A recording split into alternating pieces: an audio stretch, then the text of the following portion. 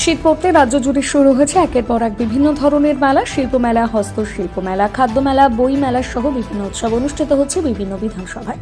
ব্যারাকপুর শিল্পাঞ্চলে গুরুত্বপূর্ণ নৈহাটি বিধানসভায় শুরু হয়েছে নৈহাটি উৎসব।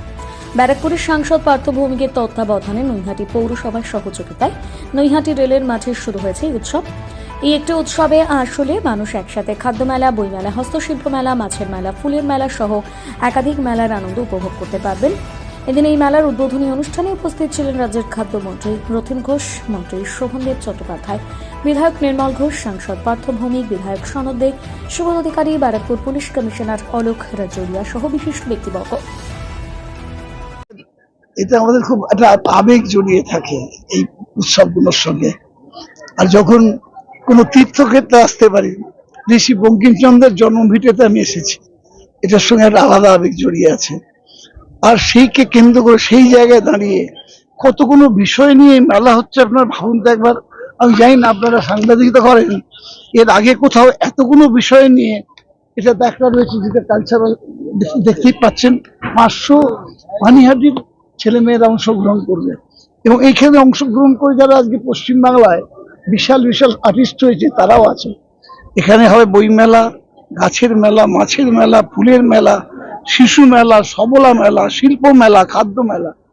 আমি তো দেখিনি কখনো, আমার অনেক বয়স হয়েছে, কিন্তু আমি এতগুলো বিষয় নিয়ে কোনো মেলা কখনো দেখিনি। এই দুই ক্যাপ্টেন রয়েছে আমার সামনে, আর পার্থ এবং আমাদের বলে সনদ এবং অশোক বাবু, 2-3 জনে রয়েছেন। আরো অনেকেই আছেন যারা এর সঙ্গে যুক্ত। আমার মনে হয় একটা জিনিস সবসময় মনে রাখবেন, অনেকে সমালোচনা করে, কিন্তু এই মেলার সঙ্গে আমাদের কৃষ্টি, সংস্কৃতি, সভ্যতা, আর্থসামাজিক ব্যবস্থা সবকিছু জুড়ে আছে। কিন্তু সবকিছু এই এক একটা মেলা বা এক একটা উৎসবকে কেন্দ্র করে কত মানুষের জীবন এবং জীবিকা জুড়ে যাচ্ছে।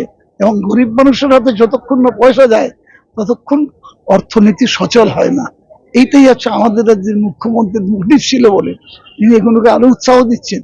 অনেক সময় এক্ষুনি আমাকে পুলিশ কমিশনার বলছিলেন, সে কিছু আগে একটা সময় এসেছিল যখন এই উৎসব বন্ধ হয়ে গিয়েছিল, আমরা এখন দেখছি যে খুব উৎসব হচ্ছে চারিদিকে, নয় চারিদিকে।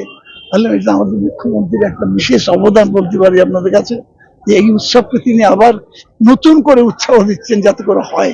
এবং তার উদ্দেশ্যটা এই নয় যে অন্য কোনো রাজনৈতিক উদ্দেশ্য, মানুষের হাতে পয়সা যাবে, অর্থনীতি সচল থাকবে, মানুষ খুশি থাকবে, আনন্দে থাকবে। এই জায়গাটা একটা বিষয়